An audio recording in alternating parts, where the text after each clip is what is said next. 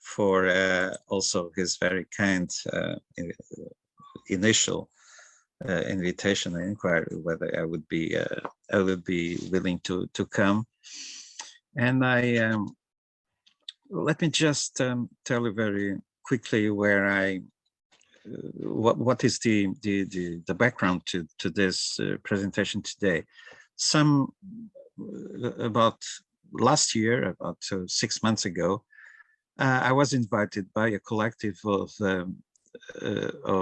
what they call themselves engaged engineers or engaged practitioners, technical practitioners in Brazil, who are really people who work in outreach departments at several Brazilian universities, whom wanted to put together a volume on the decolonization of technology. Well, I had never really thought very specifically about the decolonization of technology. I did a lot of work which tried to bring to this notion of decolonizing knowledge and decolonizing certain kinds of practices. But I had never specifically thought of engaging with technology from that point of view. And now we as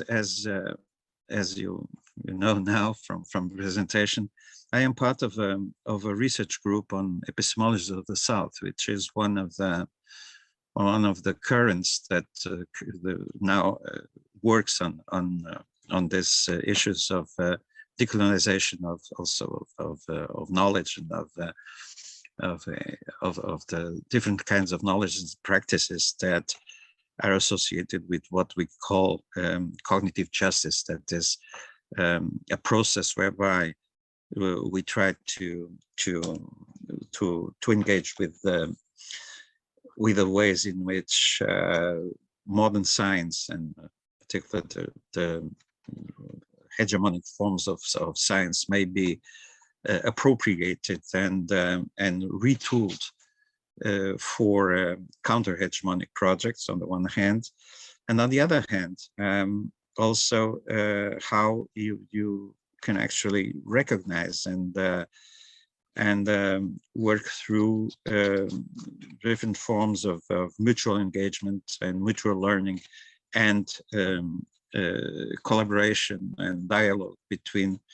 the diversity of forms of knowledge and practices of that produce knowledge across the world. And there is a particular interest in trying to locate those kinds of practices that are in fact associated with different experiences that are also forms of resistance and of struggle against different types of epistemic domination, but also of oppression and domination more generally, and try also to work from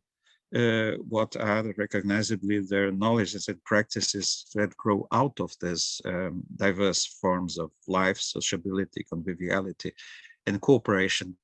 that actually generate these kinds of knowledges. And so at the core of this approach that is very central to epistemology of the South is the premise that all social practices produce forms of knowledge and give rise to relational dynamics and ways of telling, describing, showing, and demonstrating their experiences. One thing that struck me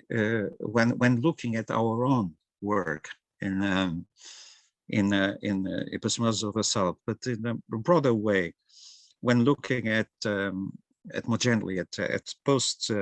what you might call in a very, very broad way, post-colonial approaches, was that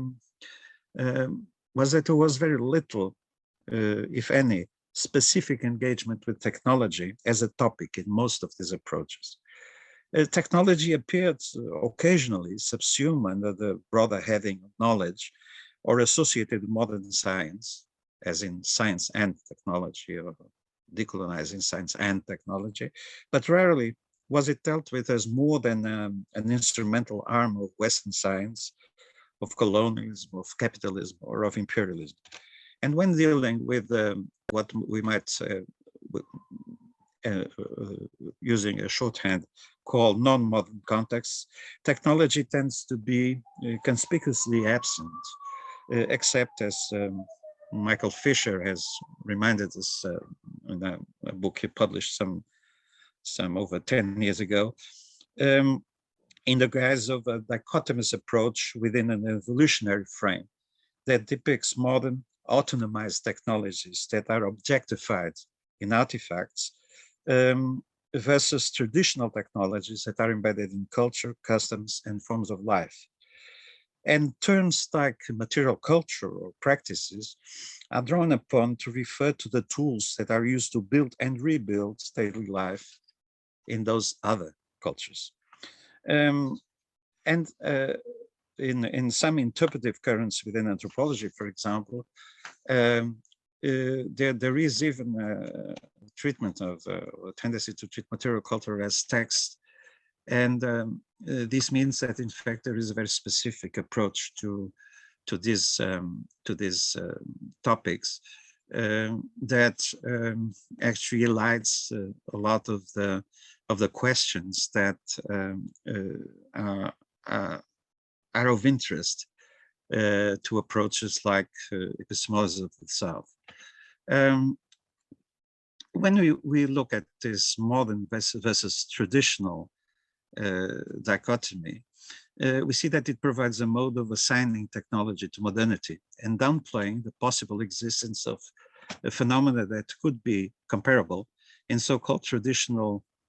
cultures or societies. The growing identification of science with technoscience and its very close links with the production of value associated with technological innovation within the current context of neoliberal capitalism opened up a very interesting subfield within STS, which explored the new configurations of knowledge arising from the expansion of technoscience on a global scale, and which I have been involved with in past projects. But I was also reminded by some recent remarkable work on botanical decolonization, that all accounts of colonization depend on the deployment of technological capacity, and that the possibility of turning what we might call the normative authority of science or of other forms of thinking, providing justifications for domination, needed to rely on the force of what we are used to call technology. That is ships, for example, techniques of navigation, guns, and the sheer capacity to transform and put nature and people at its service in a true Baconian mode, which, for instance, implies the capacity to undo or unplant much of what was called the natural landscape of some of the territories that were occupied by colonization, and to replant them and to transform them in a deliberate way. So in short, and rehearsing again the move made by the move that in epistemology of the South we called occupying epistemology, that is occupying epistemology, not letting the discussion of epistemology be grabbed and be held by dominant or hegemonic conceptions of epistemology. How could we do the same thing with technology? That is, could we actually occupy technology, occupy the concept, the term, and appropriate it in concepts that would allow it to be used in a way that would point towards its decolonization? And this raised another question, which was, what does decolonizing mean when addressing technology? So when I started looking at this topic, I engaged in a dialogue with these so-called engaged engineers, and they were associated with a research stream within STS, which in Latin America is called social, is brought under the heading of social technologies. And they did, in fact, make some inroads into the problems of appropriating technology that was developed and used within a capitalist economy by experiences in social economy, for example. So the creation of cooperatives, for example, that actually appropriated these technologies. And they did this through its reworking into what came to be called, among other things, appropriate technologies. This current actually made significant contributions to dealing with one side of the issue of how to decolonize technology, that is, how to grab technology and pull it out of this of its use as a resource or a set of tools for domination, through access to and capacity to appropriate and recontextualize technology, which originated within the context of capitalism, which in fact required, for example, that you couldn't just bring this technology into social economy, but you had to change, for example, all the forms of organizational work. And so it had to be turned to something that was different from what you found in capitalist enterprises, for example. But what about the recognition of the diversity of procedures, of practices, of artifacts and modes of knowledge that are part of modes of life that had been relegated to this particular category of the traditional, general category of the traditional? And the question was, is the term technology appropriate to account for them? And how do they relate to modern technology and to technoscience? This would be the other side of decolonization, that is trying to address these different kinds of practices, artifacts, modes of knowledge that in fact have a very central role in different forms of modes of organizing life. But in fact are usually not recognizable under the topic of the term of technology. And this is exactly the one in a sense it reenacts a question that we put at the center of Epistemologies of the South, which is the question of the double sides, the two sides of cognitive justice. That is, how you appropriate hegemonic knowledge and put it in the service of counter-hegemonic, and in this case, decolonizing practices and projects. And on the other hand, how you actually recognize and how you engage into dialogues that are respectful of difference and of the autonomy of the different forms of knowledge that you find that do not fit into what you describe usually as technology from the dominant point of view. Another point that was also interesting is that when you come to discuss these kinds of topics, the discussion tends to be subsumed under terms like experience, knowledge, practice, and in fact, there is very little, if any, reference sometimes to technology, as if the term would not be fit to be used under these conditions. I found an interesting. I started there. I found an interesting example in the field I'm most familiar with, and I'm most heavily engaged right now, which is that of health and medicine. It had to do with the processes of transferring or making available medical technology to I think, to contexts which are different from the ones where the technology was actually produced and was designed. And if you look, for example, at some of the recent contributions to so-called critical global health, it is quite interesting. This is a very important point, and one of them is how we can actually mobilize this kind of technologies to provide, to ensure what is called in some of its versions global health provision. That is how you can actually make this the benefits that come with it available to contexts and populations which have very different conditions from those that you find in, for instance, in Northern Hemisphere countries. One interesting example of this is the work of Paul Farmer, whom you might know. He's the head of founder and of Partners in Health, one of the organizations that is involved with these projects, and he actually has several of his texts. One thing he says that is very interesting is that if you want to set up modern healthcare facilities provided with up-to-date technology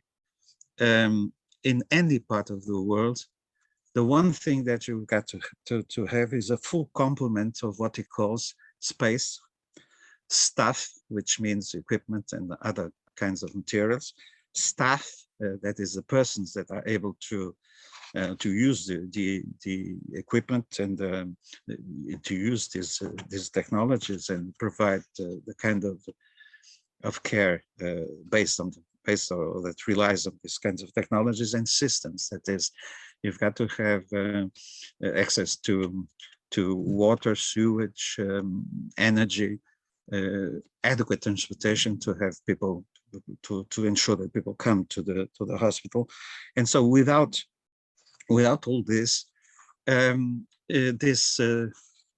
would not be viable, or at least it would only be possible to create a partial version of it. That is a version that would not be able to deliver everything that this modern technology promises. And if you look at the history of colonial medicine, more recently, of many of these experiences in global health, one thing that's very clear is that this is something that happens quite a lot. And it has consequences for the ways that medical knowledge and technology can be appropriated and put to work in different contexts and facing conditions that are very different from the ones in the countries where they were initially and the societies where they were initially developed. And so this allows us to understand how the priorities that are defined by Western-dominated institutions and actors, for instance, many of the foundations that are involved in global health and are enacted through vertical programs addressing, for instance, some specific health problems, specific diseases, for example, and which are subject to evidence-based scrutiny, tend to coexist with a mosaic of configurations of forms of care and of healing, which may or may not emerge as configurations of virtuous configurations of engagements with biomedicine, with Western biomedicine. And Farmer, interestingly, also notices in one of his interventions that solidarity and forms of sociability must be there, which provide the ground on which these configurations will thrive or will fail to appear, and what they will include or exclude. And so there is in fact a whole setting that must exist, and a whole complex of relations that must exist in order for this kind of technology to be transferred, as we usually say, but also to be appropriated, and appropriated in such a way that it will actually be operational, be able to respond to the problems they were intended to respond to. And this would not be possible without this relation with other forms of providing care, for example, which in many cases also includes the capacity, for example, to draw on other resources, and many of them being, for example, regarded as at best just resources that would allow, for instance, the production and the synthesis of medication, for example.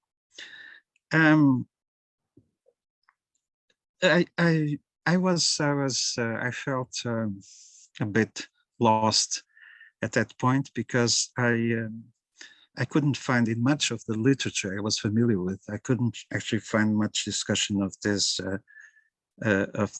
topic from the point of view of placing at the center this notion of technology. And I turned to philosophy of technology, which I had some familiarity with it. And my question was, would it be possible to find in philosophy of technology some attempt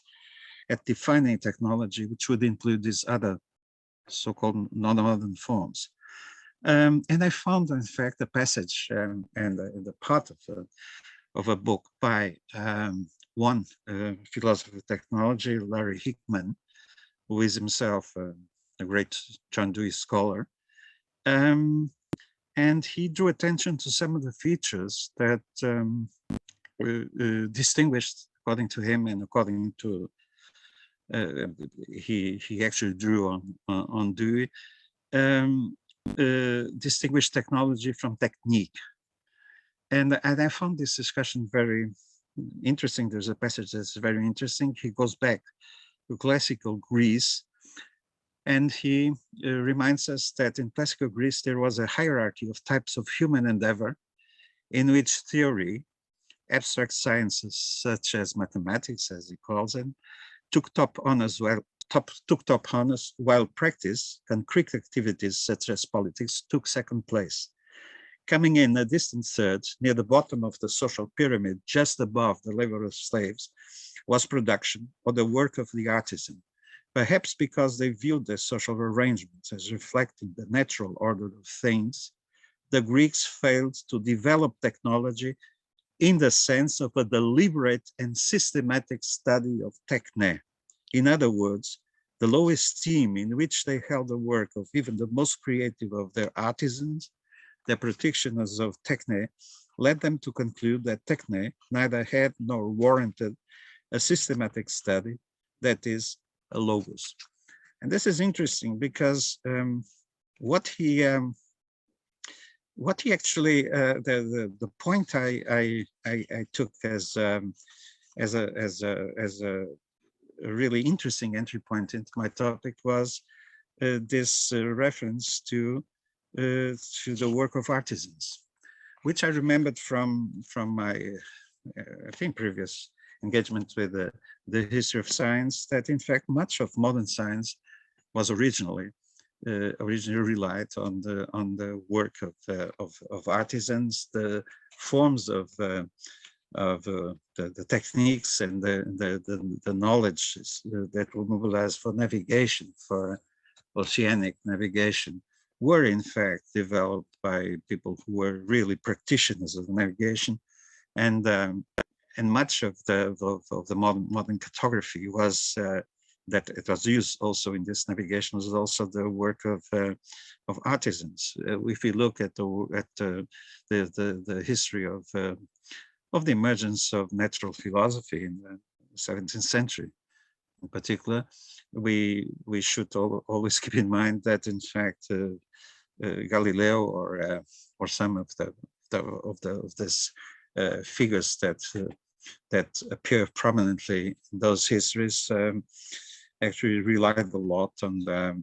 what they learned from from artisans, and they also relied on instruments that were made by these artisans in order also to at least to attempt some of the experimental procedures that would in fact appear as being as providing the empirical proof to their statements. And when I came across this passage, I thought that there is a concept we use in epistemology of the South, which actually tries to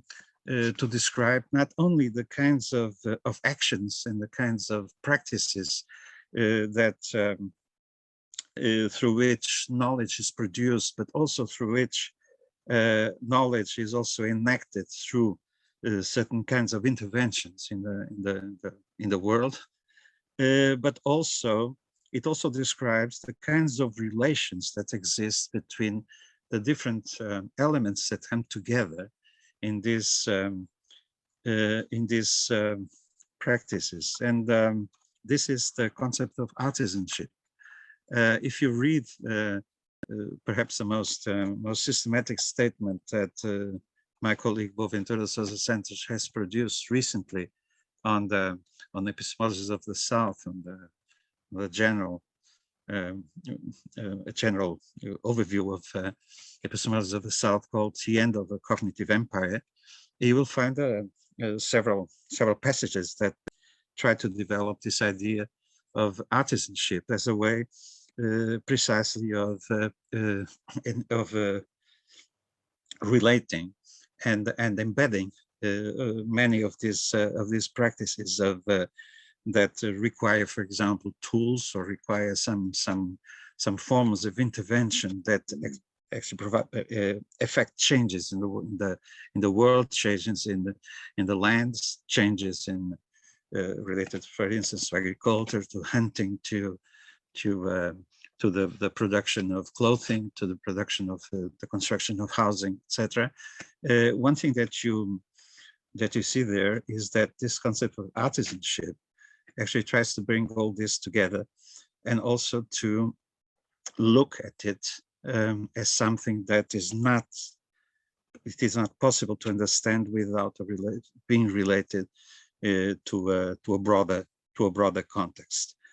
And I was interested in looking at much of what had been produced on artisanship, for instance, in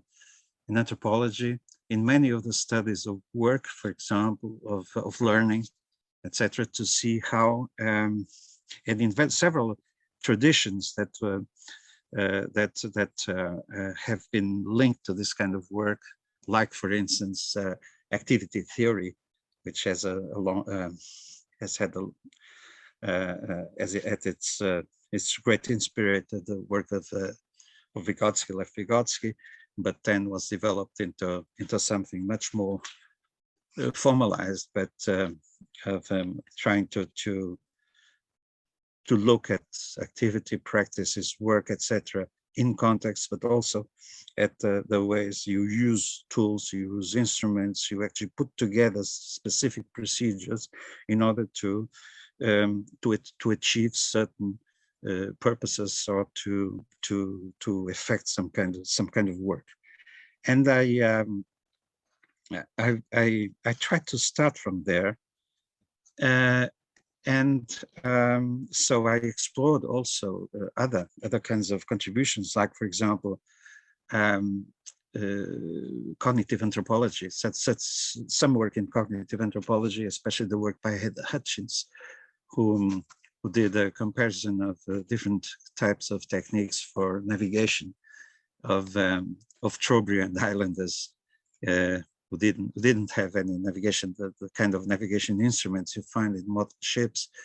and you compared it to with how navigation was performed in a helicopter carrier of the U.S. Navy. And he came up with a number of concepts that proved to be very useful as synthesizing concepts for my work, like for instance the idea of distributed cognition, of embodied cognition, etc. So several approaches to how you get to know things, but also how you get to use different kinds of instruments, objects, etc., to produce some kind of knowledge, or to generate some kind of effect that allows you to perform a given type of task. And this, I won't bother you with the details of all this, but it's quite interesting that I got to think from there that all techniques, as here starting from Hickman's passage, whole techniques involve a cognitive dimension, and this may happen through reflexive appropriation and use of certain kinds of objects, certain kinds of artifacts, certain kinds of procedures, but also through the embodiment and distribution of knowledge and of processes of knowing, which are sometimes inscribed in tools, instruments, techniques, or enactment through embodied capacities or skills. And the adjustments to context and situation and to problem solving are often addressed through these distributed and embodied skills and capacities, and they may become part of habits and routines. And this is where I parted ways with Hickman when he says, for example, and he proposes a difference between practices characterized by habit or routine,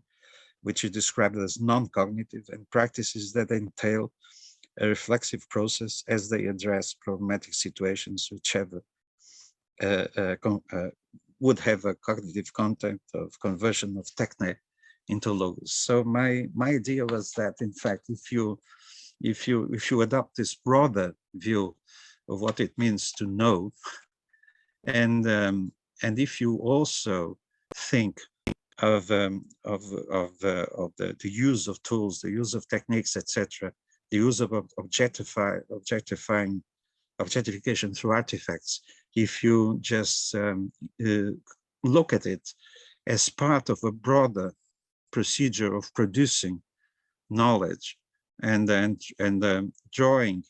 on distributed forms and embodied forms of knowledge to generate this kind of outcomes, then you would have a different way of approaching the question of technology, that is, as bringing into your reflection on the use of tools, for example, use of objects, on these different practices that you seem to be lacking in the kind of reflexivity that he attributed to those forms of technique that would not be able to move towards becoming really a technology that is a reflexive approach to technology. So this was still very speculative at the beginning, and so I decided to focus on a field which, as I mentioned, was at the center of my work of the last 3 decades, which is the questions of health and modern medicine, the diversity of forms of care and healing and their encounters, and especially my experience of working with collective health and popular education and health in Brazil, and more recently also a project I'm starting in Senegal, in a rural community in Senegal, provided a very rich source of materials and food for thought on this topic of technology. And I started from the fact that one of the most salient features of modern medicine, biomedicine, is its increasing reliance on technological artifacts and platforms, which are typical products of technoscience. And they have transformed in radical ways both medical professions and the very conception of what medical knowledge and medical work means. This is certainly one of the main defining features of modern biomedicine. But the interesting thing about this version of health, which is collective health, is that it built its conception of health, disease, and care as a process. It regards this as a process that is likely to have different kinds of feedback loops and interrelations, on a relational approach to the practice of medicine, public health,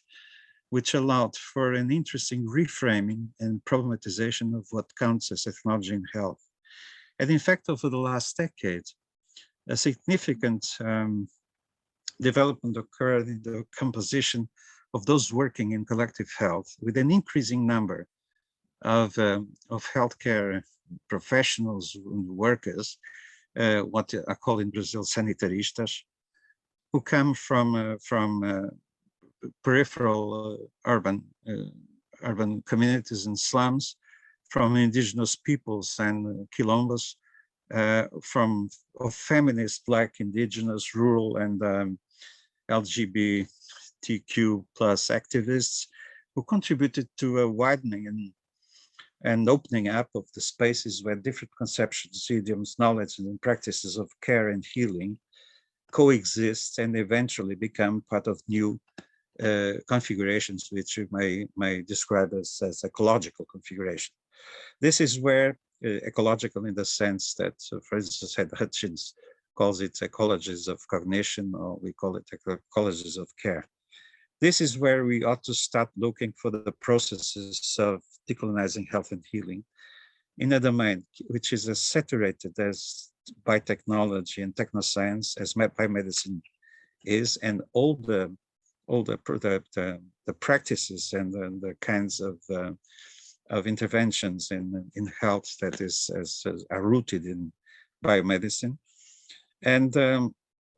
in this case, the question of decolonizing technology will certainly be of great interest in trying to explore the possibility of reframing and redescribing what counts as technology in this case. And in fact, I found a very influential attempt, which is very influential among practitioners of collective health, at addressing technology and work in collective health, which offered new leads for this discussion. And in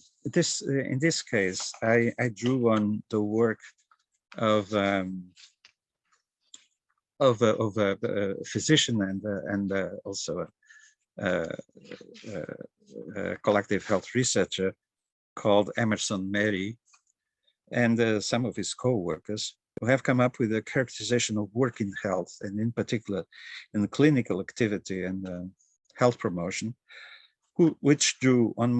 the distinction made by Marx between dead work or dead labor, which is inscribed in artifacts, and living or live work or labor. I couldn't quite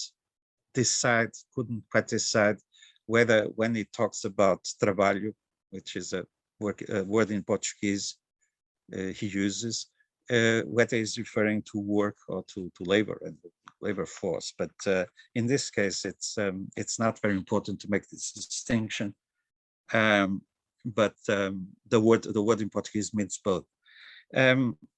This allows his Mary and his co-workers to distinguish between what they call hard technologies,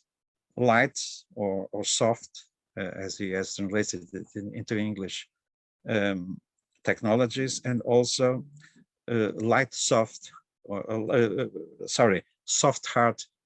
technologies, as the three types of technology that you mobilize in medical practice. And each of these displays a different combination of reliance on artifacts and relational skills and practices. And he reasserts the maximum distinction between living work and the creative work that allows the creation of what is new, and that work that is composed of all the products or means that are involved in the process and are the outcome of previous human work, like tools or instruments. And he and his co-author add that humans within the productive process may make use with a certain degree of autonomy of those elements that are already given, and this self-steering is marked by the action of living work on what is offered as dead work and by the ends pursued. But the possibility is there that the labor process be organized, as is the case in industrial work under capitalism, in such a way as to limit worker autonomy. Under these conditions, that work captures living work and sets the tone of the work process. And he adds that the idea of technology includes not only the equipment and tools involved in production, but also a certain technological knowledge and a modus operandi, which also makes sense of what the instrumental reason of equipment will or will not be. And so, when they make this distinction between the three types of technology, what they mean is that, on the one hand, they talk of hard technologies, which have a strong component of dead work and delegation to artifacts. Then the soft hard technologies, which draw on artifacts as part of practices with a strong artisanal component, but answerable to the epistemic authority of medicine. For example, when you try to use some tools to produce a diagnosis of when you are with a patient, for example, but you have to rely on certain skills that are not all delegated to the instrument, and then the soft technologies, which are more open to relationships with users, patients, interaction and mutual listening, with respect for the singularity of experience of users, patients, and communities. And in the course of these activities, there are, of course, certain aims and certain objectives that are defined, like to produce some tasks associated with prevention, diagnosis, treatment, or cure. And there is a procedure that is defined, and most of the time formalized in protocols. But some projects, in this case, in some situations, may emerge, which generate conflict or dissent and give rise to spaces of this interlocution and dispute. And under certain circumstances, there may emerge some forms of dialogue, some forms, for example, of mutual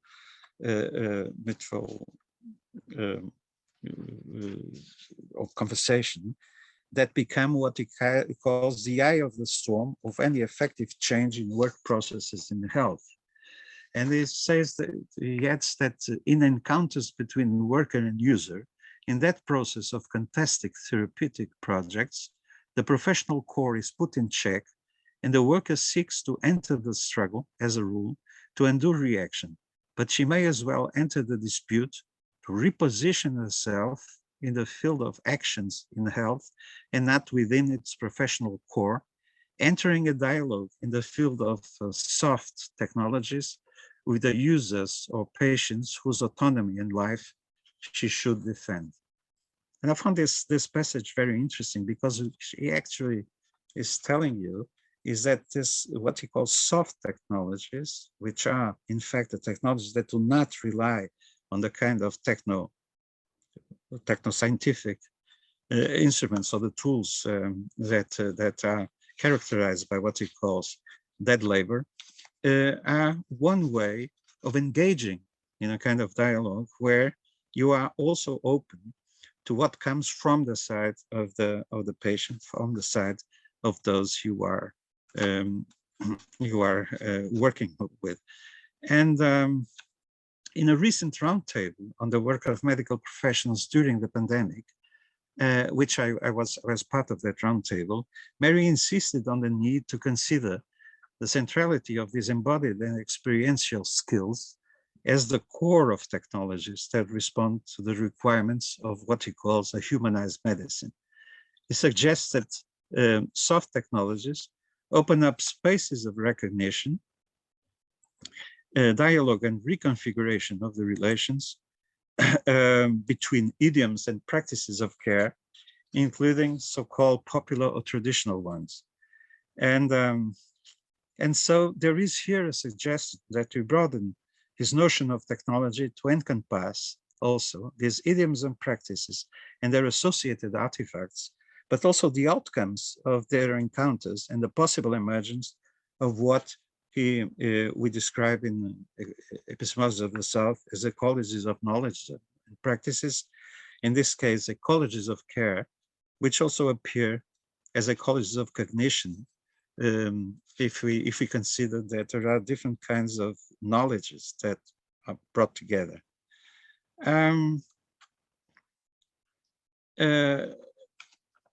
This often raises the challenge of finding a way of accounting for forms of technology that are created, passed on, learned, continuously put to the test and transformed to specific modes of what we call artisanship, of shaping these technologies within a given context and by mobilizing specific forms of experience, skills, materials, and a sense of design, as Arturo Escobar has shown in one of his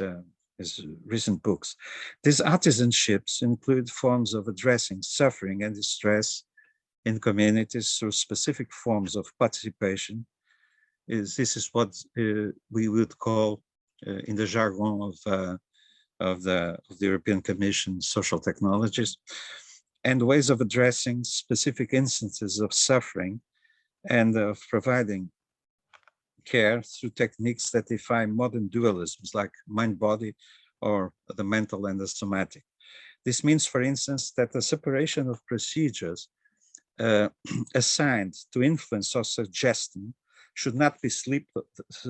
or treated separately from those based on the use of plants or physical forms of intervention, such as massage or the healing of wounds. The relation to context is crucial, and it raises significant problems when procedures are turned into techniques within health systems or appropriated within health systems, or when plants and other biological resources are appropriated for synthesizing the pharmaceutical products through the removal from the context where they are produced, where they are taken cared for, where they are harvested, and where they are then modified and processed and administered. I would perhaps, I've been talking for a long time now. I will probably come to close now, to closing my intervention, and I would say that this is I have been looking at several of these cases, and more recently, for example, I looked at some of the procedures that were initially developed within, for example, indigenous communities, for example, procedures associated with the techniques of care and healing, and how they were in some cases appropriated, how they were turned into what has been redefined as particular technologies for certain kinds of therapeutic interventions, or even for research. For instance, more recently, I have been looking at what is called in Brazil therapeutic community therapy, which is something that was a procedure that was first created within indigenous, has its roots in indigenous practices, was then turned into a sort of more organized and formalized procedure for creating a sort of collective approach to addressing problems of vulnerability and suffering, and then was appropriated by health institutions and turned into a formalized technique that was then offered to health professionals as one of the possible technologies. This is a term that is sometimes used for intervention, and or in some cases also as a tool for research. And the interesting thing is that this technique actually was used in very different ways, and more recently it has been reappropriated by indigenous healers and indigenous therapists and turned into a particular version, which has also during the pandemic was also gave rise to a version which is an online version, which initially was thought to be completely at odds with the very features of this process. And it's quite interesting that this technoscience, in fact, came back, was appropriated and came back to its original context, and is now also part of this technology that had its procedure that had its origin in indigenous communities. This is probably one of the most interesting examples that I found of this broader approach to technologies, which of course also has its artifacts, also objectifies much of what it does in certain kinds of objects that can be deployed in its uses, but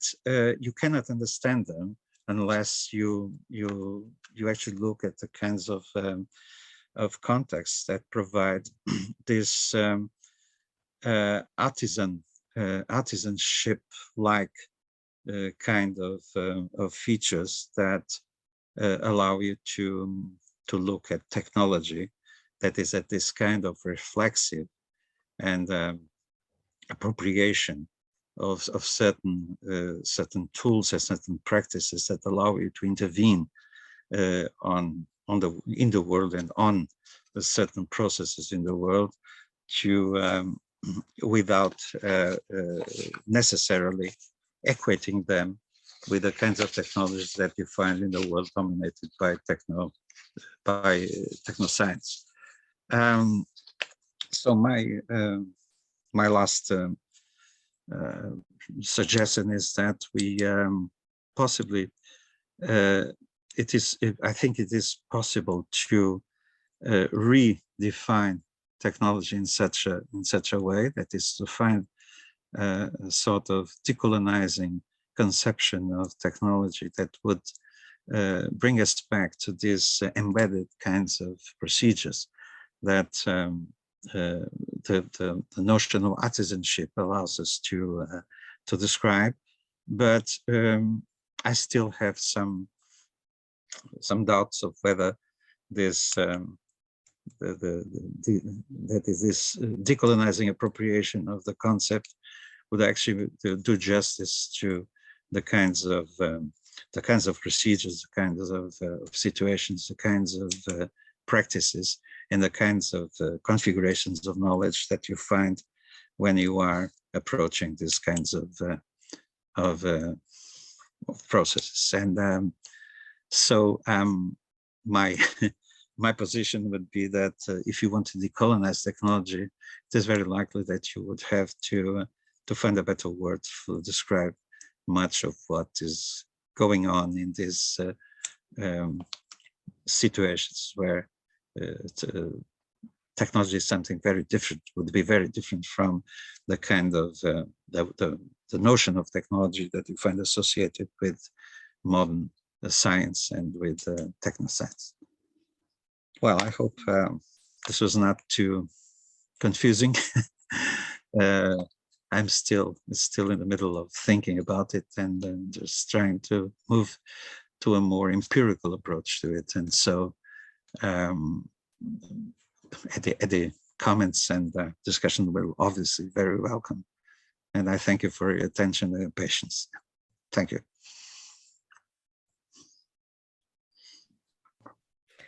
Great, thank you so much. That was really fascinating. Thank you.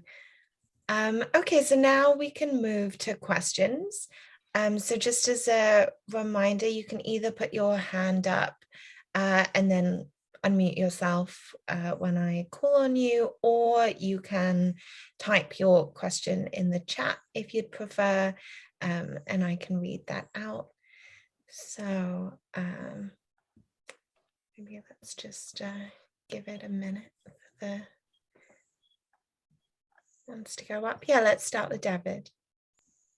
Sure, I can start with a question. I really appreciated the focus on technology and rethinking what counts as a technology.